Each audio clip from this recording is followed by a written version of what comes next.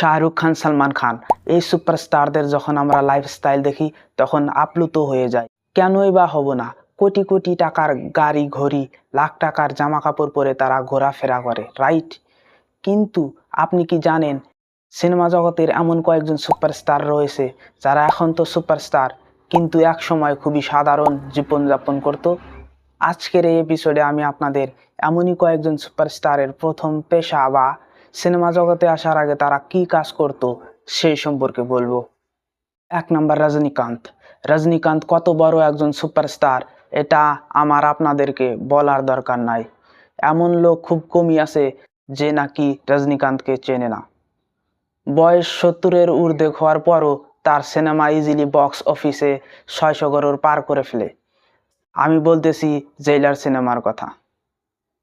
এবার জানি রজনীকান্ত সিনেমা জগতে আসার আগে কি কাজ করত। রজনীকান্ত আসলে সিনেমা জগতে আসার আগে একজন বাস কন্ডাক্টর ছিলেন। 2 নাম্বার, অক্ষয় কুমার। বলিউডে খিলাড়ি নামে পরিচিত অক্ষয় কুমার। একসময় প্রতি বছরে 4টা করে সিনেমা রিলিজ হতো তার।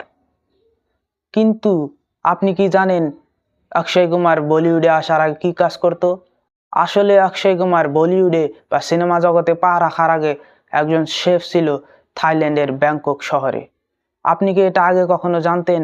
কমেন্টে জানাবেন। 3 নাম্বার, অমিতাভ বচ্চন। ভারতের সিনেমা জগতের মহানায়ক অমিতাভ বচ্চনের বিষয়ে আমার কোনো ইন্ট্রোডাকশন দেওয়ার প্রয়োজন নাই। তার সিনেমা শোলেকে আজ পর্যন্ত ইন্ডিয়ান সিনেমা জগতে কাল্ট ক্লাসিক বলে মনে করা হয়। তবে অমিতাভ বচ্চনের সিনেমা জগতে এত বড় সাফল্য কিন্তু বসে বসে আসেনি। সিনেমা জগতে আসার আগে সে কলকাতার একটা কোম্পানিতে চাকরি করতেন। 4 number, Shahrukh Khan. King of romance, king Khan, SRK আর অনেক নামে তাকে তার ভক্তরা ডেকে থাকেন।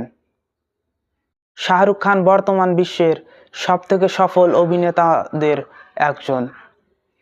কিন্তু শাহরুখ খান এই লেভেল পর্যন্ত আসতে তাকে কিন্তু অনেক পরিশ্রম করতে হয়েছে। সিনেমা জগতে সিনেমা করার আগে শাহরুখ খান বিভিন্ন স্টেজে পারফরমেন্স আর ট্যুর গাইড হিসাবে কাজ করতেন।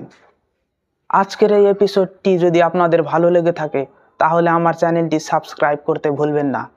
দেখা হবে আপনাদের সাথে এমনই একটা পরবর্তী ভিডিওতে।